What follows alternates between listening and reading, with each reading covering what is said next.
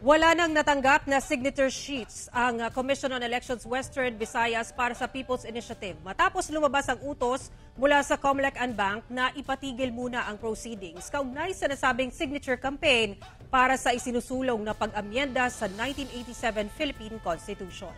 Ayon sa COMELEC 6, simula noong Lunes, hindi pa sila nakatatanggap ng report mula sa kanilang local offices na mayroon pang nagpasa ng signature sheets. Nabigyan na rin daw ng instruction ang mga local COMELEC office na sakaling mayroon pang magsumite, wag na itong tanggapin. Bago ang suspensyon, mahigit 600,000 na pirma ang natanggap ng COMELEC sa buong Western Visayas. Halos 280,000 dito ang galing sa Iloilo Province. Halos 250,000 naman ang mula sa Negros Occidental.